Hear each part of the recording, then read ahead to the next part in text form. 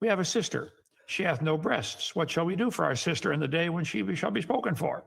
Make haste, my beloved, and be thou like a roe to a young hart upon the mountains of spices.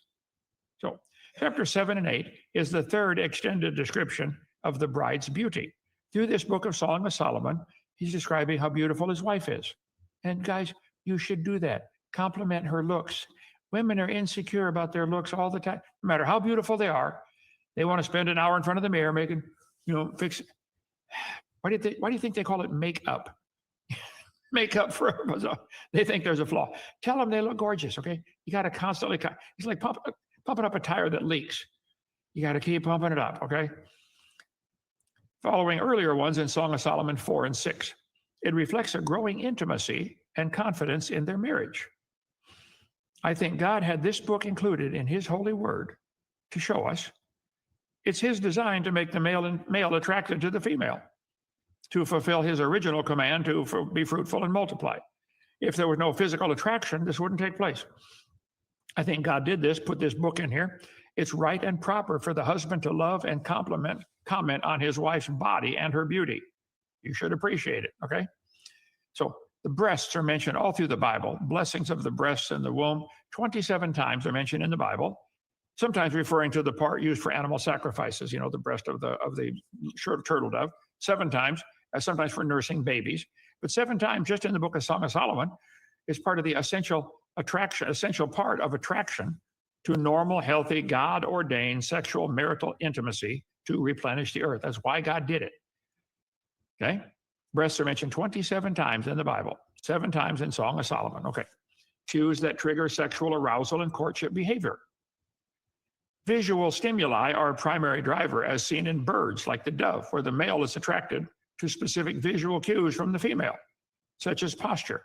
If the dove stands just right or moves around just right, oh, wow, look at that. She moved her nose or something, okay, or beak, which signal receptivity.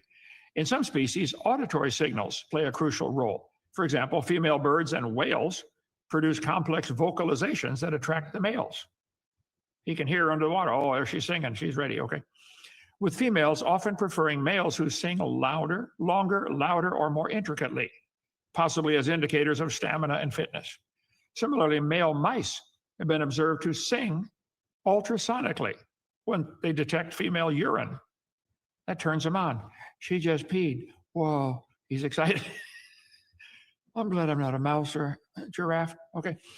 Peacocks are stimulated by dancing with feathers extended, and the female is turned on by watching him. There are 100 different ways God designed it for the male and female to be attracted to each other so they could be fruitful and multiply and replenish the earth. Male giraffes are stimulated by tasting her pee. Wow, he's all turned on now. She peed on his tongue. I'm glad I'm not a giraffe, okay. As mentioned in chapter 4, this attraction to female mammary glands is unique to humans. No other animals have this attraction. The bull is not impressed or interested in or turned on by the cow's udder. Monkeys' whole hind end swells up. Male apes are turned on by the female's swollen rear end, not her mammary glands. They're not related to humans, not at all, okay?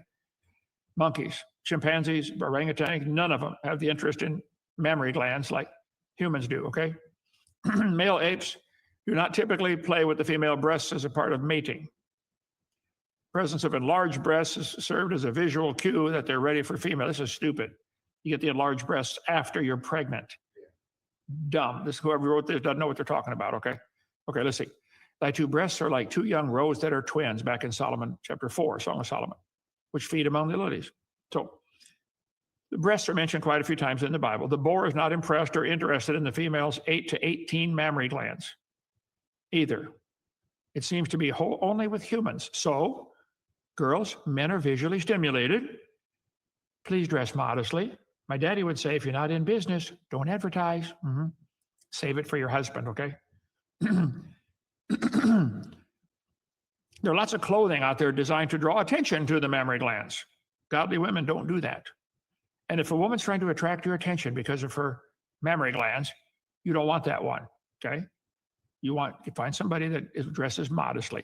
He said in 1 Timothy chapter 2, in like manner that women adorn themselves in modest apparel with shamefacedness. which becometh women professing godliness with good works. So, guys, you want to find a woman who saves it for you and doesn't flaunt it walking through Walmart, okay? So it's mentioned a bunch of times, Song of Solomon, 8 times. Let's see, 1, 2, 3, 4, 5. Yeah, 9 times. 1, 2, 3, 4, 5, 6, 8 times the breasts are mentioned and just in Song of Solomon. He said, same guy, Solomon said in Proverbs, let thy fountain be blessed and rejoice with the wife of thy youth. Get married young, be faithful for life. Let her be as the loving hind and pleasant roe. Let her breast satisfy thee at all times, and be thou ravished always with her love. No other animal in the world has the attraction that humans do. So God made it that way. Why wilt thou, my son, be ravished with a strange woman and embrace the bosom of a stranger? But anyway, that's Song of Solomon, chapter 7 and chapter 8. So it's part of his honeymoon. You got good smelling pee, honey. Mm-hmm. You know what turns the giraffe on? He tastes the female's pee. Man, am I glad I'm not a giraffe. Okay. This sexual hunt involves, this is from livescience.com, involves the male prodding the rear end of different females with his head. Some females respond by spreading their legs and urinating, sparking a so-called phlegm response from the male. He tastes it and says, oh, that tastes so good. Man, am I glad I'm not a giraffe. He will lift his upper lip, flare his nostrils, and inhale. You got good smelling pee, honey. Mm-hmm. In addition to sniffing the urine, he may even taste it, taking in additional chemical cues to see if the female's ready to mate. After successfully mounting a female, the male ejaculates almost immediately, typically in less than 2 seconds. Now that sounds boring. Okay. Giraffe's sexual organ is 40 inches long. Actually, 4 feet is what most references say. Let's see, penis size chart. The pig is 1.5 feet long, but the adult gorilla is only 2 inches long. Okay. Rhinoceros, 2 feet long. Bull, 2.5 feet long. Giraffe, 4 feet long.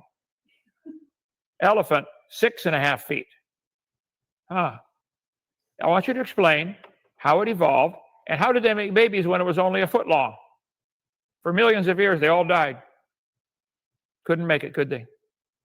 Whale, 10 feet, some of them 15 feet. Because the whale they're large. Everything about them is large. The whale's penis is large, okay? Up to 15 feet.